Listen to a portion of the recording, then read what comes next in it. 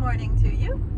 I am on my way to work again, and as so many of us do on our way to work, I'm thinking about retirement. I know I have a lot of years left before I'm supposed to be able to officially retire, but I have to admit, you just start to get tired, and you start to think about, is there any way I could pull this off a little bit early? Is there a way I could slow down? Maybe not work so many days a week. Maybe I could find a job that isn't quite so hard on my body, or so stressful, or so far away with the commute. So many reasons that you might think about retiring. Now, I love my job. I love where I'm at. I love teaching in general. But I am noticing that I would just like to have more time to do the things that I like to do that always get put to the back burner. And full disclosure, I'm one of those people that plans literally 5 and 10 years in advance. I love having a good plan, and I like knowing what goal that I'm working towards and what steps it's going to take to get there. When I first started thinking about this, I already knew it would be too long for me to go until I could file for Social Security. And because of the way that my life has been, I do not have a 401k. I have nothing in savings. That's it. It's just going to be Social Security for me and whatever my husband is able to make. And so that makes my options feel pretty limited, to be honest. However, I started thinking this over, and I came up with a little bit of a list, like at least 5 things that I can do realistically for retirement. So I thought I would share them with you in case you hadn't thought of one of these, or you might have one that you've thought of that I haven't. Please put it in the comments. But the first thing that I thought of was a tiny home. Now, I know that's more, it's been billed as kind of a hipster thing, or, oh, I want to go off grid, and which I kind of do, but, something a little bit outside the norm. And a lot of people think, well, there's no way that I could live in just, 200, 300 square feet. And frankly, I don't think I could myself if it were the two of us. If it were just one person, probably yes. But I love tiny homes. Of course, as a hobby, I work with miniatures. I build doll houses and miniature replica things. I have a teacup-sized dog. I'm constantly, kind of enamored of things that are in a small scale and have lots of detail and things like that. But I also love the efficiency of the tiny home. Everything has a place, and many things have a dual or triple purpose, which I think is very efficient. It's so much cheaper on your utility bills. And I think the aesthetic overall can be really appealing. It's a huge surprise when I tell people that I love tiny homes as an actual option to live in, because I'm not a minimalist, or at least I haven't been. I may be becoming one. I'm actually more of a maximalist, to be honest. I have art supplies everywhere. I'm a teacher, so I'm always squirreling away little things I'm going to use in the classroom. I love decor and decorating my house. And just, I do like kind of a little bit of a spreading out as far as my actual belongings go. I like everything to have its own creative space and look like it belongs there. So that's a bit of a challenge, and that's why I'm doing a lot of decluttering right now, is to see how much I can get down into a smaller space realistically and still be happy with the things that I have and the space that I'm going to be in. So tiny home is a big deal. The downsides to a tiny home, of course, can be the size. I'm looking at the 400 square feet park model because I think that's a reasonable two-person type of home. And I think I can make all the things work that I have going on. The other downside is you can't just park it anywhere you want. So now we have to decide, do we want land or are we going to be in a community? If you get land, there are 1,000,001 restrictions, so you have to be very careful with your zoning laws. It can be quite expensive to get utilities on the property if they're not already there. So if you're on a tight budget like we would be, buying land may be out of your reach by the time you put utilities on it and everything else. So some things to consider. Now for the tiny home communities, that's a whole different lifestyle. So that's really my option 2. A tiny home is option 1, and I'm envisioning it on my own land. A tiny home community is option number 2. And so you would have the same type of home, that's fine, but do you want neighbors that are really, really close? Do you want restrictions on what you can do around your home? Do you want access to some of the amenities that might be there, or do you not really need that or care about that? Is the community located where you want to be?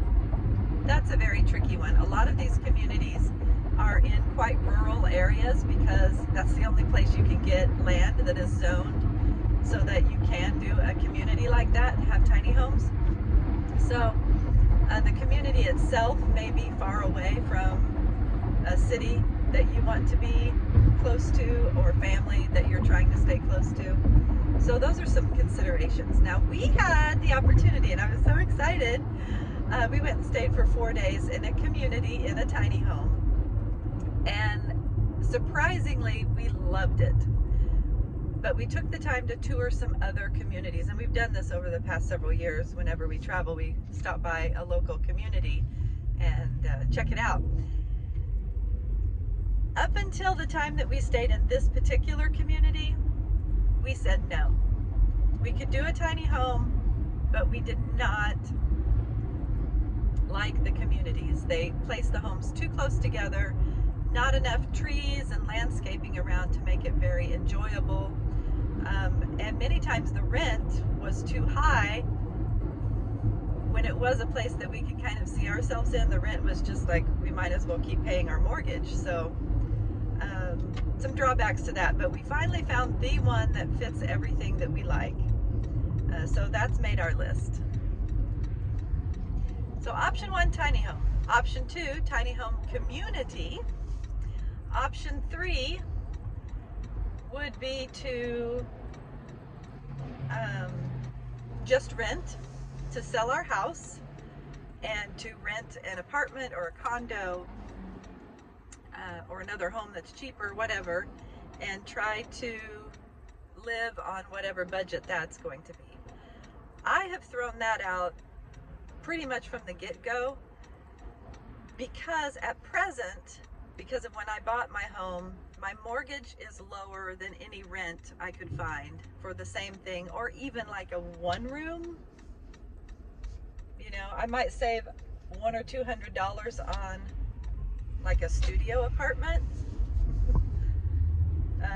but seriously, the rent is so high that it's not any kind of a savings, and it's going to keep climbing up and up. And if I'm going down and down on my income, then you know that's kind of just immediately crossed off the list. Now it may be better for you if you're in a higher mortgage and can get low rent, or you're going to downsize so significantly that your rent will be, you know, bearable for you, or you just have, you know, a lot of funds that you're going to be able to work with. That may be you. It's certainly not going to be me. Also, I really like ownership over my space. I want to paint the walls if I want to paint the walls, and plant the flowers if I want to do that. And there's a few too many restrictions for me involved with renting a place. The option that honestly I kind of thought I would always do, and it's not off the table, it's still there for us. Option number 4 is to move overseas. And I know that sounds drastic. There's a lot of reasons people do not want to move overseas, to leave the United States. One is fear. They just think that everyone else is living, in some kind of weird dystopian society. I can tell you, after 16 countries, that is not true. People live very well everywhere around the world. Many places are better than the United States at some of the daily living things and conveniences.